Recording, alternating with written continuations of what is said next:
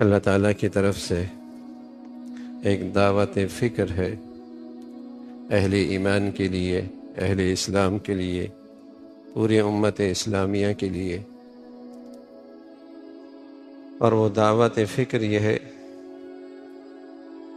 کہ اسلام میں پورے داخل ہو جائیں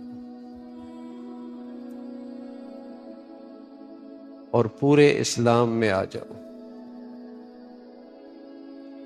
تم پورے طور پہ اسلام میں آؤ، مسجد میں داخل ہوئے، ایک قدم آگے رکھا، ابھی مسجد میں پورے نہیں آئے، پورے مسجد میں آ جاؤ، اور اسی طرح پورے اسلام میں آؤ۔ اس میں کوئی تحفظ، کوئی استثناء، کوئی ریزرویشن، اس کی کوئی گنجائش نہیں ہے کہ 50%، 75%۔ یہ اللہ کی طرف سے ہے اور یہ حکم قرآن میں ہے اور مسلمانوں کے ہر طبقے کے لیے ہے، مسلمان کے ہر سطح کے مسلمان کے لیے، غریب کے لیے بھی، امیر کے لیے بھی، ملازم کے لیے بھی اور حکمران کے لیے بھی، اگر وہ مسلمان ہے تو۔ اگر وہ کلمہ گو ہے اور اسے یہ دعویٰ ہے کہ وہ مسلمان ہے تو پھر ریزرویشن نہیں ہے، پھر استثناء نہیں ہے، پھر تحفظ نہیں ہے کہ میں اتنا کر سکتا ہوں، آگے نہیں کر سکتا۔ یا ایھا الذین آمنوا ادخلوا فی السلم کافہ، اور ساتھ یہ بتایا کہ اس کے علاوہ جتنے طریقے زندگی ہیں وہ سب شیطان کے نقش قدم ہیں، شیطان کے نقش قدم پر ہے وہ، اور کتنی فکر میں کجی ہے، اور اس فکر میں کتنی کجی آ گئی جو شیطانی نقش قدم میں عزت سمجھنے لگ جائے، شیطان کے نقش قدم میں کامیابی سمجھنے لگ جائے، اور شیطانی نقش قدم پہ اپنے لیے فلاح دیکھنے لگ جائے۔ کتنی فکری کجی ہے، سوچ اور فکر کی کس درجے کی گمراہی ہے۔ ایک تو یہ نا کہ احساس ہے کہ غلط ہوا، کہ میں معاشرت میں شیطان کے نقش قدم پہ ہوں، افسوس ہے۔ اور ایک یہ کہ اسی معاشرت جو شیطانی نقش قدم پر چل رہی ہے، اس کی بنیاد شیطان کے طور طریقے ہیں، اس میں سمجھ بیٹھے کہ عزت اس میں ہے، میرے بچوں کی کل کامیابی معاشرے اور سوسائٹی میں اسی میں ہے۔ تو بتائیے سوچ اور فکر کے کجی کا تو یہ انتہا۔ اسلام میں مضبوطی سے چلو تو بس اوقات خیال آتا ہے یہ انتہا پسندی ہے، اور شیطان کے اس نقش قدم پہ انتہا پسندی نہیں، ساری انتہاؤں کو بھی ختم کر دیا۔ کوئی حد ہوتی ہے، برائی کی بھی کوئی حد ہوتی ہے، شیطان کے نقش قدم پہ چلنے کی بھی کوئی حد ہوتی ہے، لیکن وہاں تو انتہاؤں کو بھی چھو رہا ہے۔ یعنی برائی پہلے چھپ کے ہوتی تھی، چار دیواری میں ہوتی تھی، اندر خانے ہوتی تھی، پردوں میں ڈھپے ہوتی تھی، اور اب میدانوں میں، پارکوں میں، سڑکوں پہ علل اعلان فخر کے ساتھ ڈنکی کی چوٹ، یعنی انتہا پسندی کی بھی کوئی انتہا ہوتی ہے نا۔ یعنی شیطانی نقش قدم پہ زندگی ہے، وہاں تو انتہاؤں کو بھی ختم کر رہا۔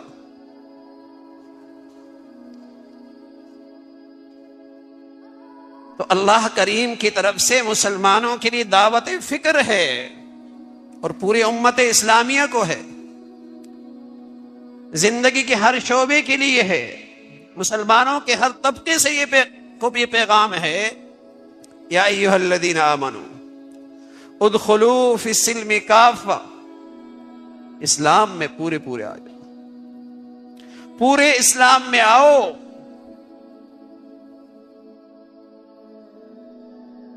آج مسلمانوں کی زندگی میں اللہ کے اس حکم کا اور اللہ کریم کے اس ارشاد کا کتنا لحاظ ہے، ہم اپنی زندگی کا جائزہ لے سکتے۔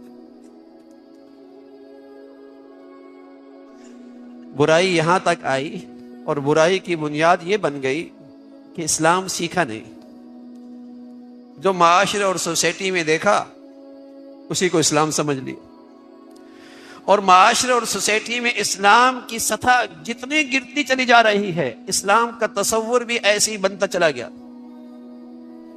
اگر ابا کو دیکھا کہ عید کی نماز پڑھتے تھے تو اسلام یہیں تک رہ گیا، جمعے کی نماز پڑھتے دیکھا، اسلام یہیں تک رہ گیا، پیدائش اور مرنے پر چند رسم و رواج ادا کر دیے، اسلام یہیں تک رہ گیا۔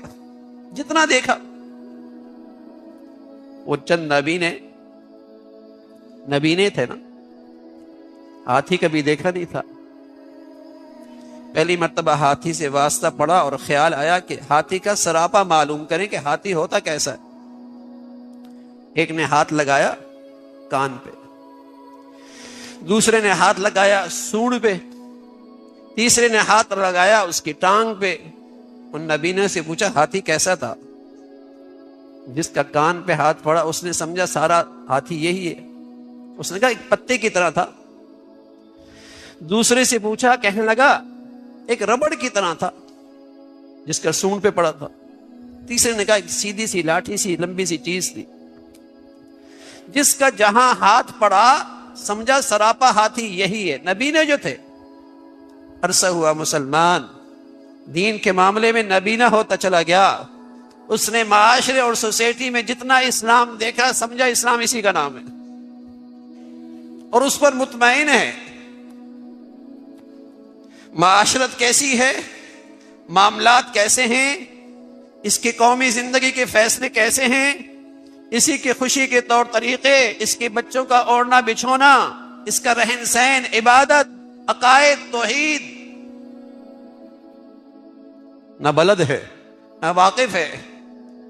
لیکن چونکہ نام مسلمانوں کا ہے اور اس پہ چند رسم و رواج ہو گئی، مردم شماری میں شناختی کارڈ میں مسلمان ہے، مرے گا۔ اس کے آباء و اجداد کو بھی اس نے دیکھا، ان کی بھی جنازے ہو گئے تھے۔ ایک شخص کو شوق ہوا کہ بہادر لگوں، بہادر پہلوان لگوں، تو وہ اس نے جو شیر کی تصویر گونتے ہیں نا، رنگ بھرتے ہیں، اس کے پاس چلا گیا کہ میرے پشت پہ شیر کی تصویر بنا دو تاکہ میں بھی شیر لگوں۔ اب اس نے جب سوئی چبوئی رنگ بھرنے کے لیے تو اس نے کہا کیا بنا رہے ہو؟ کہا سر بنا رہا ہوں۔ کہا یار سر کے بغیر ہی شیر بنا دو نا۔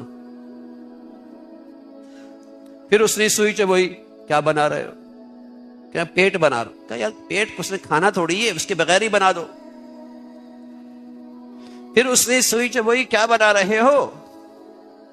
کہا دم بنا رہا ہوں بھائی۔ کہا درد ہو رہا ہے، اس کے بغیر ہی بنا دو۔ اس نے اوزار پھینکے، ایسا شیر میں نے نہیں دیکھا بھائی، سر بھی نہ ہو، پیٹ بھی نہ ہو، دم بھی نہ ہو، ایسا شیر ہم نہیں دیکھا۔ تو میرے عزیزو، ایسا اسلام اللہ نے بھی نہیں بھیجا جس میں شرم و حیا بھی نہ ہو، عبادت اور اللہ کی بندگی بھی نہ ہو، جس میں غیرت اور جس میں لقمہ حلال بھی نہ ہو، جس میں امانت اور دیانت بھی نہ ہو، جس میں اللہ کی وحدانیت اور اللہ کی ذات کی توحید پہ یقین، ایمان بھی۔ ایسا اسلام اللہ نے بھی نہیں اتارا، ایسا کوئی اللہ نے اسلام نہیں اتارا بھائی۔ جو محمد رسول اللہ اسلام کی زندگی لے کے آئے ہیں وہ تو پوری زندگی کا احاطہ کرتی ہے بھائی۔ اس کا تعلق میرے ایمانوں سے بھی ہے، عدالتوں سے بھی ہے، میرے مزدور اور حکمران سے بھی ہے، غریب سے بھی ہے، امیر سے بھی ہے، وہاں کسی بڑے سے بڑے آدمی کو نماز سے استثناء نہیں، زکوٰۃ سے استثناء نہیں، شرم و حیا کے احکامات سے استثناء نہیں، لقمہ حلال کھانے سے استثناء نہیں، وہ سب کے لیے ہے۔ تو یہ امت اسلامیہ کے لیے دعوت فکر ہے، ادخلوا فی السلم کافہ، پورے اسلام میں آؤ۔ تمہیں اللہ کی ذات پہ، اس کی وحدانیت پہ، اس کی توحید پہ کہ حاجت روا، مشکل کشا، طاقت کا محور اور مرکز اللہ کی ذات ہے، اللہ اکبر۔ تمہارا توحید کا تقاضا تو یہ ہے اللہ بڑا ہے، عزت اس کے ہاتھ میں ہے، اور وہ عزت دینے پہ آئے کوئی نہیں رسوا کر سکتا، اور قسم خدا کی وہ ذلیل کرنے پہ آئے کوئی تحفظ، کوئی استثناء، کوئی ریزرویشن کبھی کام نہیں آئے گی، اللہ تماشا بنا دے گا۔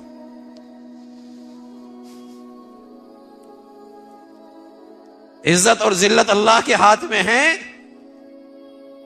زندگی اور موت اللہ کے ہاتھ میں ہے، وہ بہت بڑی ذات ہے۔ اللہ کی وحدانیت پہ ایمان، اللہ کی وحدانیت پہ یقین اسلام ہے۔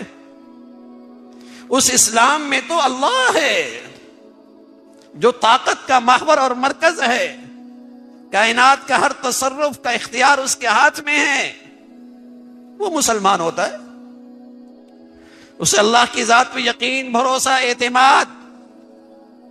للہ ملک السماوات والارض، زمین و آسمان کا وہ اکیلا بادشاہ۔ اس اسلام میں تو یہ ہے، اس اسلام میں تو عبادت ہے بھائی۔ حضور علیہ الصلوۃ والسلام کے زمانے میں اتنا اسلام تو پکا منافق بھی جانتا تھا، جس کے دل میں ذرہ برابر ایمان نہیں تھا، اور مسلمانوں کے معاشرے سے مفادات اٹھانا چاہتا تھا، اور اس نے اسلام کا لبادہ اوڑھ رکھا تھا۔ وہ کافر لبادہ نفاق میں جو سامنے تھا، اسے بھی پتا تھا کہ مسلمان وہی کہلاتا ہے جس کی زندگی میں عبادت ہوتی ہے، اس لیے قرآن نے فرمایا وہ بھی نماز پڑھنے آ رہا ہے۔ اور آج کا مسلمان بھی نماز نہیں پڑھتا۔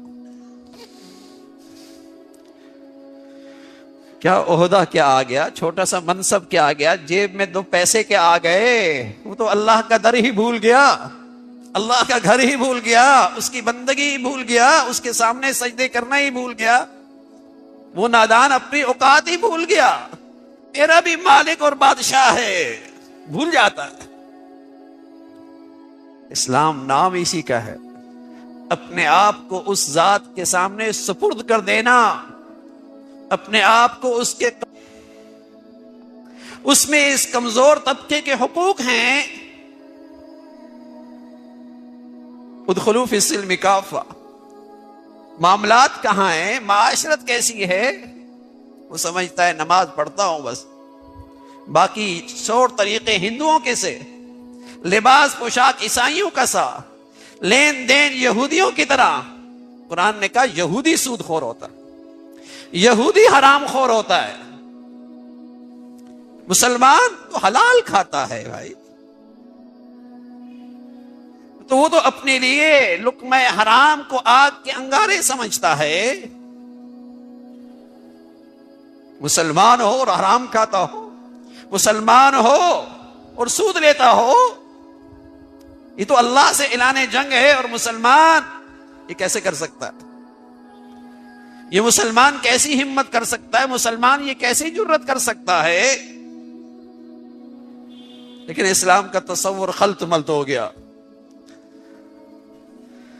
خلط ملط ہو گیا۔ سمجھ بیٹھے چند عبادت کا نام، چند رسوم کا نام اسلام ہے، اور یہ ذلت کی وجہ، یہ پستی کی وجہ، یہ رسوائی کی وجہ۔ ورنہ اسلام تو، اسلام کے سچے پیروکار کہا کرتے تھے اسلام کے بارے میں، اعزنا اللہ بالاسلام، ہمیں تو اسلام نے عزت دی ہے۔ لیکن وہ مسلمان تھے، وہ کہتے تھے انا من المسلمین، میرے لیے بڑی فخر کی بات ہے کہ میں مسلمان ہوں، یہ میرے لیے بڑا اعزاز ہے کہ میں مسلمان ہوں، یہ میرے لیے سعادت اور خوش نصیبی ہے، اللہ نے مجھے اسلام کی دولت دی۔ انہیں اسلامی معاشرت پہ، اسلامی معاملات پہ، اپنی قومی ذمہ داریاں اسلام کے مطابق چلانے سے انہیں فخر تھا، تو کہا کرتے تھے اعزنا اللہ بالاسلام، ہمیں تو اسلام سے عزت ملی ہے، اسلام کے بدولت تو آج اس بلندیوں پہ ہم پہنچے ہیں۔ اور سچ ہے، اسلام میں یہ تاثیر موجود ہے، جو اسلام کو عزت دے گا اللہ اسے عزت دے گا۔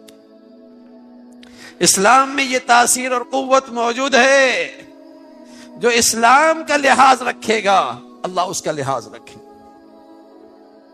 لیکن اسلام ہو انا من المسلمین، مجھے فخر ہے، لیکن اب تو نسبتیں بدل گئی، نسبتیں بدل گئی، قومیت کے بت آ گئے، عصبیت کی بت آ گئے، لسانیت کے بت آ گئے، پھر واقع واریت کی گندگی آ گئی۔ ارے میں مسلمان ہوں، میرے لیے سب سے بڑی نسبت اور فخر کی چیز مسلمان ہونا ہے،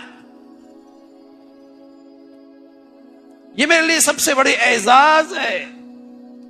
اور میرا سراپا اسلام کی دعوت بنے نا۔ کون ہے مسلمان؟ جب جڑیں سوکھ جاتی ہیں نا تو درخت کا پھل تو دور کی بات ہے، پتے تو دور کی بات ہے، شاخیں بھی گرنے لگتی ہیں، تنا بھی سوکھ جاتا ہے، تنا بھی سوکھ جاتا ہے۔ اس بات کی علامت ہے کہ اندر کی جڑیں سوکھ چکی ہیں، اور تنا جب سوکھ جاتا ہے تو وہ اپنی پہچان کھو بیٹھتا ہے، اور جب اس میں تازگی ہوتی ہے اور تنے میں تازگی ہوتی ہے اور شاخوں میں جان ہوتی ہے اور پتوں میں طاقت ہوتی ہے اور پھول نکلتے ہیں اور پھل آتے ہیں، تو لاکھوں کروڑوں کے اندر بھی اس درخت کی پہچان ہوتی نہیں ہوتی بھائی، کہ یہ آم کا ہے، یہ کنو کا ہے، یہ موسمی کا ہے، یہ امرود کا ہے، لاکھوں میں پہچانا جاتا ہے۔ لیکن جب اس کے پھل، پتے، شاخیں، تنے سب سوکھ جائیں، پہچان ختم ہو جاتی ہے۔ جب مسلمان کا اندر کی ایمان کی روح ختم ہو جاتی ہے، نہیں پتہ لگتا یہ بیٹی مسلمانوں کی ہے یا ہندوؤں کی ہے، یہ نوجوان عیسائیوں سے تعلق رکھتا ہے مسلمانوں سے، یہ تاجر کون ہے، یہ افسر کون ہے، یہ حکمران کون ہے، یہ کس نسل سے ہے بھائی، اس کے سراپے سے کہیں پہچان نہیں ہوتی مسلمان ہے یا نہیں۔ اس لیے کہ اندر جب روح ایمان کی مر جاتی ہے تو تشخص نہیں رہتا، اور جب اندر ایمان کی روح ہو تو میں عرض کر رہا ہوں وہ درخت، وہ جڑیں جس کی شاخیں تازہ ہیں، وہ درخت لاکھوں کے اندر بھی پہچانا جاتا ہے یہ فلاں درخت ہے۔ اور جب مسلمان میں ایمان کی تازگی ہوتی ہے وہ لاکھوں میں پہچانا جاتا ہے یہ محمدی ہے، یہ اسلام کا سچا بیٹا، روحانی اولاد ہے، یہ امت مسلمہ کا فرد ہے، محمد رسول اللہ کا سچا غلام ہے، لاکھوں میں ہو۔ ادخلوا فی السلم کافہ، تمہارا عقیدہ بھی توحید پہ ہو، تمہاری عبادت بھی ہو۔ ایسا نہیں کہ تم ایئرپورٹ پہ گئے، جہاز میں گئے، سواری میں گئے، اب تمہیں استثناء مل گئی کہ نماز نہیں پڑھنی، ارے تم پھر مسلمان نہیں ہو۔ مسلمان کے لیے تو استثناء نہیں ہے بھائی کہ عبادت چھوڑ دے، بیٹھ کے پڑھ لو بھائی، لیٹ کے پڑھ لو بھائی، پانی نہیں تو تیمم کر لو بھائی، بستر پہ پڑے ہو، بیمار ہو، اشاروں سے پڑھ لو، جب تک مسلمان ہو عبادت نہیں چھوڑ سکتے۔ ساری تخفیفات موجود ہیں، ساری آسانیاں موجود ہیں، لیکن جب تک مسلمان ہے عبادت کیسے چھوڑ سکتا؟ 2 پڑھ دی، 2 کر دی، 17 میں سے 17 رکعتیں تھی، کہا صرف 2 پڑھ لو، 3 وتر پڑھ لو۔ 8 رکعتیں تھی عصر کی، صرف 2 پڑھ لو بس۔ ظہر کی 12 تھی، کوئی بات نہیں، صرف 2 پڑھ لو، سفر میں ہونا۔ اتنی تخفیف، لیکن جب تک مسلمان ہے عبادت نہیں چھوڑ سکتا۔ جب تک مسلمان ہے حرام نہیں کھا سکتا، جب تک مسلمان ہے شرم و حیا کے حدود سے نہیں نکل سکتا، اس لیے کہ یہ سارے نقش قدم اسلام کے حدود کو چھوڑ کر یہ شیطان کے نقش قدم ہیں، اور وہ تمہارا دشمن ہے، وہ تمہیں ہلاکت میں لے کے جائے گا، بربادی کی طرف لے کے جائے گا، وہ شیطان کے نقش قدم ہیں۔ تو میرے عزیزو، یہ اللہ کی طرف سے پیغام ہے، دعوت فکر ہے، اے مسلمانوں پورے اسلام میں آؤ، پورے اسلام میں داخل ہو۔ اللہ تعالیٰ اسلام کی نعمت کی قدردانی نصیب فرمائے۔ وآخر دعوانا۔ میرے پیارے بھائیوں اور بزرگوں، اللہ تعالی ہمارے دلوں کو حق سننے اور سمجھنے کی توفیق دے۔ آج ہم ایک ایسی حقیقت کے بارے میں گفتگو کر رہے ہیں جسے اگر انسان سمجھ لے تو اس کی پوری زندگی کا رخ بدل سکتا ہے، اور وہ ہے حقیقت زندگی کا سر چشمہ کیا ہے۔ میرے عزیزو، دنیا میں ہر چیز کا کوئی نہ کوئی سر چشمہ ہوتا ہے۔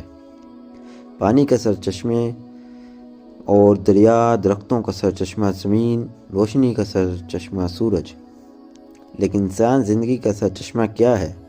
انسان کی بقا کس سے ہے؟ اس کے دل کی حیات کس سے ہے؟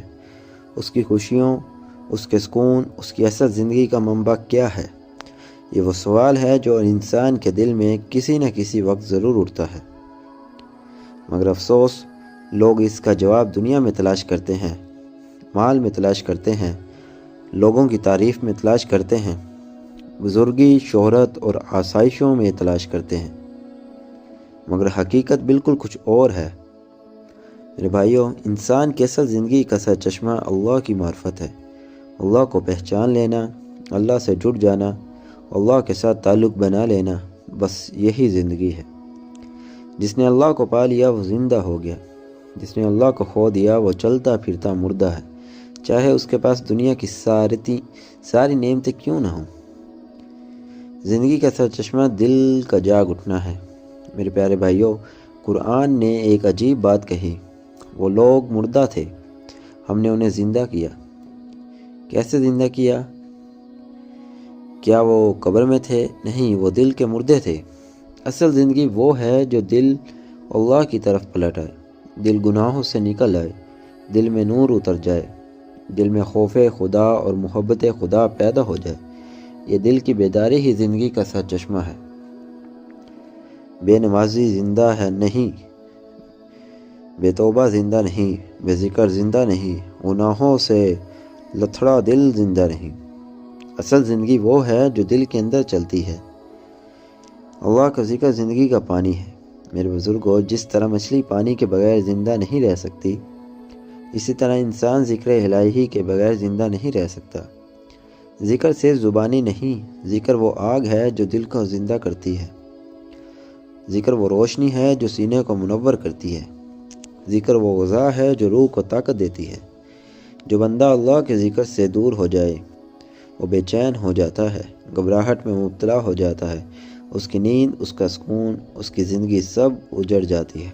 کیونکہ ذکر ہی زندگی کا سر چشمہ ہے۔ تیسری حقیقت، قرآن زندگی کی روح ہے۔ میرے بھائیوں، قرآن مردہ دلوں کے لیے زندگی ہے۔ قرآن کی آیات وہ ہوا ہیں جو انسان کے اندر نئی روح پھونک دیتی ہیں۔ جو شخص قرآن پڑھتا ہے اس کا سینہ کھلتا ہے، دل نرم ہوتا ہے، روح تازہ ہوتی ہے۔ قرآن کے بغیر زندگی ویران ہے۔ جس گھر میں قرآن نہیں وہ گھر مگر قبر کی طرح ہے۔ قرآن روح کو زندہ کرتا ہے، انسان کو مقصد دیتا ہے، گمراہی سے نکالتا ہے، اس لیے قرآن بھی زندگی کا سر چشمہ ہے۔ چوتھی حقیقت، سجدہ زندگی کا سکون ہے۔ میرے عزیزو، ایک بندہ سارا دن تھک کر آیا ہو، دنیا کے بوجھوں تلے دبا ہوا ہو، فکر، پریشانی، غم، مسئلے سب کچھ اس پر بھاری ہو جائیں، اس وقت سجدہ اسے زندہ کر دیتا ہے۔ سجدہ روح کے لیے آکسیجن ہے، سجدہ دل کے لیے شفا ہے، سجدہ زندگی کا اصل سکون ہے۔ جو بندہ سجدے میں رو پڑے، اللہ سے بات کرے، اپنے گناہ رکھ دے، اللہ کی قسم اس لمحے اس کے اندر نئی زندگی پیدا ہو جاتی ہے۔ پانچویں حقیقت، توبہ زندگی کا سر چشمہ ہے۔ میرے پیارے بھائیوں، جب انسان گناہ کرتا ہے تو دل پر ایک دبا پڑ جاتا ہے، گناہ کی کثرت سے دل کالا ہو جاتا ہے، اور جب دل کالا ہو جائے تو زندگی ختم ہو جاتی ہے۔ دل زندہ ہی تب ہوتا ہے جب بندہ توبہ کرے۔ توبہ دل کا غسل ہے۔ توبہ انسان کو نیا بنا دیتی ہے۔ ایک سچی توبہ راتوں کے دن، اندھیروں کو نور، بے سکونی کو راحت اور خوش فہمیوں کو حق میں بدل دیتی ہے۔ توبہ کے بغیر دل میں زندگی پیدا نہیں ہوتی۔ اللہ پر بھروسہ زندگی کی اصل طاقت ہے۔ میرے بھائیوں، جو اللہ پر بھروسہ کر لے وہ زندہ ہو جاتا ہے۔ جس کے دل میں یقین کی روشنی آ جائے وہ ہر مشکل میں مضبوط کھڑا رہتا ہے۔ بے توکل آدمی کمزور، ڈرا ہوا، گھبرایا ہوا، ٹوٹا ہوا رہتا ہے، اور جس نے حسبی اللہ کہنا سیکھ لیا وہ ٹوٹ کر بھی زندہ ہوتا ہے، گریاں ہو کر بھی مطمئن ہوتا ہے۔ دنیا اسے نقصان پہنچائے تو بھی اس کا دل زندہ رہتا ہے، کیونکہ اللہ پر بھروسہ دل میں حقیقی زندگی لے آتا ہے۔ ساتویں حقیقت، محبت رسول زندگی کا نور ہے۔ میرے عزیزو، زندگی کا سرچشمہ اللہ کی محبت ہے، مگر اس محبت کی راہ دکھاتے ہیں رسول اللہ صلی اللہ علیہ وسلم۔ جس دل میں آپ صلی اللہ علیہ وسلم کی محبت ہو جاتی ہے وہ دل کبھی بوجھ نہیں سکتا۔ اس دل میں پھر رحمت ہوتی ہے، اخلاق ہوتا ہے، شرم و حیا ہوتی ہے، اور نور ہی نور ہوتا ہے۔ نبی صلی اللہ علیہ وسلم کی محبت وہ چراغ ہے جو دلوں کو روشن کرتا ہے۔ یہ محبت جو مل جائے وہ دل کبھی مردہ نہیں رہتا۔ آٹھویں حقیقت، خدمت خلق زندگی کی حرارت ہے۔ زندگی صرف عبادت کا نام نہیں بلکہ مخلوق خدا کے لیے نفع کا ذریعہ بن جانا بھی اصل زندگی ہے۔ جو اپنے آس پاس کے لوگوں کا درد رکھتا ہے، جو غریب کا سہارا بنتا ہے، جو یتیم کے سر پر ہاتھ رکھتا ہے، جو انسان کو خوشی دیتا ہے، اللہ کی قسم ایسے لوگ واقعی زندہ ہیں۔ جو صرف اپنے لیے جیتے ہیں وہ زندہ نہیں، وہ صرف سانس لے رہے ہیں۔ حسن اخلاق زندگی کا حسن ہے۔ میرے بھائیوں، جو بندہ اخلاق میں بہترین ہو جائے یہ علامت ہے کہ اس کے اندر اصل زندگی موجود ہے۔ جو نرمی سے بات کرے، جو غصہ روک لے، جو ماں باپ کا فرما بردار ہو، جو دل آزاری سے بچے، یہی لوگ اصل میں زندہ ہیں، کیونکہ اخلاق زندگی کا حسن ہے۔ زندگی کہاں ملتی ہے میرے بھائیوں؟ زندگی نہ دولت میں ہے، نہ شہرت میں، نہ بنگلوں میں، نہ گاڑیوں میں، نہ کپڑوں میں، نہ فنوں میں۔ زندگی کا سرچشمہ صرف ایک ہے، اللہ کے ساتھ تعلق۔ جو اللہ سے جڑ گیا زندہ ہو گیا، جو دور ہو گیا مردہ ہو گیا۔ اللہ سے تعلق، ذکر، قرآن، سجدہ، توبہ، یقین، محبت رسول اللہ صلی اللہ علیہ وسلم، خدمت اور اچھے اخلاق، یہی زندگی کا اصل سرچشمہ ہے۔ اللہ ہمیں یہ زندگی عطا فرمائے، ہمارے دلوں کو زندہ کرے، ہماری روحوں کو روشن دے، اور ہمیں ان زندہ دلوں میں شامل کرے جن پر اس کی رحمت نازل ہوتی ہے۔ آمین یا رب العالمین۔